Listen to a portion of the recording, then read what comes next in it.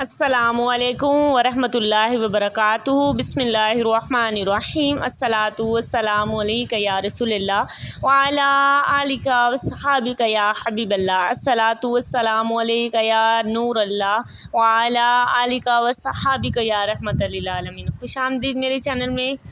آج کا میرا موضوع ہے حضرت امام اعظم ابو حنیفہ کے فتاویٰ کے بارے میں، کہ جو انہوں نے بہت ہی پیارا فتویٰ دے کر اپنے اساتذہ کرام کی بھی اصلاح فرما دی ہے۔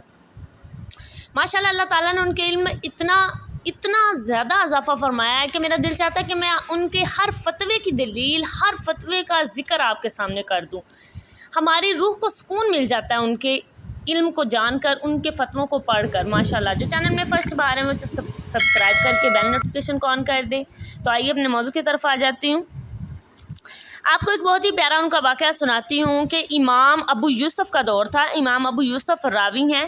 ایک شخص نے غصے میں طلاق کی قسم کھا کر اپنی بیوی سے کہا کہ میں اس وقت تک تم سے کلام نہیں کروں گا، یعنی اس نے ذہن میں طلاق کو رکھ کر کہ میں تب تک تمہارے قریب نہیں آؤں گا، میں تم سے کلام نہیں کروں گا جب تک تم مجھ سے بات نہ کرو۔ جواباً بیوی نے بھی قسم کھائی کہ میں بھی تم سے اس وقت تک گفتگو نہیں کروں گی جب تک تم مجھ سے بات نہ کرو۔ اس زمانے کے علماء نے فتویٰ دے دیا کہ ان میں سے جس نے بھی بات کر لی تو قسم ٹوٹ جائے گی اور طلاق ہو جائے گی۔ امام اعظم تک یہ سوال پہنچا تو آپ نے اس شخص کو فرمایا، جاؤ جا کر اپنی بیوی سے گفتگو کرو، کچھ نہیں ہوگا، کسی کی قسم نہیں ٹوٹے گی اور نہ ہی طلاق ہوگی۔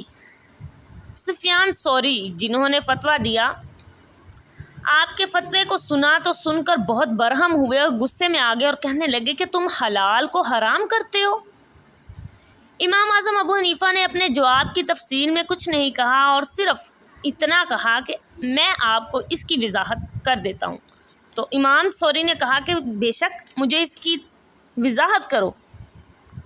تو امام اعظم ابو حنیفہ نے فرمایا کہ خامد نے قسم کھائی تھی کہ وہ بیوی کے بولنے سے پہلے بات نہیں کرے گا۔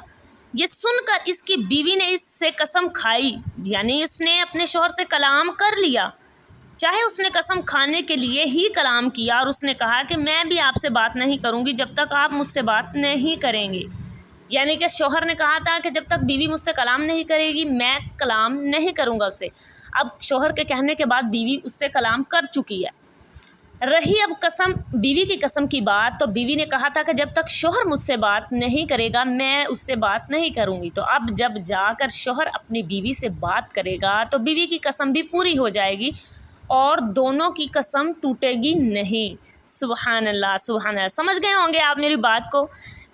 مزید اگر نہیں سمجھ آئی تو کمنٹ سیکشن میں بتائیے گا، اگلی ویڈیو میں آپ کو میں اس کی وضاحت فرما دوں گی۔ تو یہ بات سن کر امام جو سفیان ثوری تھے ان کے چہرے پر ایک رونق آ گئی اور بہت زیادہ خوش ہو گئے اور کہا کہ اے ابو حنیفہ، امام اعظم ابو حنیفہ، تمہارے لیے علم کے وہ راستے کشادہ کر دیے گئے ہیں جن تک ہماری رسائی بھی نہیں ہوئی، یعنی کہ تمہارے لیے تو علم کے وہ دروازے بھی کھول دیے گئے ہیں جہاں تک ہم نہیں جا سکتے۔ سبحان اللہ سبحان اللہ۔ یہ تھی وہ ہستی جن کا میرا دل چاہتا ہے کہ میں ہر وقت ان کے بارے میں آپ سے ذکر کرتی رہوں۔ امام اعظم ابو حنیفہ ہم انشاءاللہ الحمدللہ ان کے پیروکار ہیں، حنفی ہیں ہم، ان کے پیچھے قدم پہ قدم رکھنے والے، ان کے فتووں کو ماننے والے، ان کے علم کو پڑھنے والے۔ اور سب سے اہم اور ضروری بات یہ ہے کہ وہ ہمارے امام صاحب ہیں اور ہم ان کے ہر فتوے کو مانتے ہیں الحمدللہ۔ اور حقیقت میں وہ بہت ہی زیادہ ذہین تھے ماشاءاللہ، بہت ہی زیادہ۔ جب ابھی وہ جوانی میں تھے تو انہوں نے ایک خواب دیکھا کہ وہ آقا صلی اللہ علیہ وسلم کی قبر کھود رہے ہیں۔ تو جب انہوں نے اس وقت کے سب سے بڑے خوابوں کی تعبیر کرنے والے عالم سے اس کی تعبیر پوچھی تو انہوں نے کہا کہ آپ اس کی تعبیر یہ ہے کہ آپ آقا صلی اللہ علیہ وسلم کی زندگی کے بارے میں، احادیث کے بارے میں بہت ہی گہرائی تک کھود کر مطالعہ کریں گے اور اللہ تعالیٰ آپ کو بہت ہی گہرا علم عطا فرمائے گا جو شاید ہی اللہ تعالیٰ نے کسی کو نہیں عطا فرمایا۔ کہا جاتا ہے نا کہ قرآن اور حدیث دونوں سمندر کی طرح ہیں، تو اس کی جتنی زیادہ گہرائی میں جائیں گے موتی اور زیادہ آپ چنتے جائیں گے۔ تو ماشاءاللہ سے اللہ تعالیٰ نے ان کو بہت ہی زیادہ علم عطا فرمایا۔ اللہ تعالیٰ ان کے وسیلے سے ہمارے علم میں بھی اضافہ فرمایا۔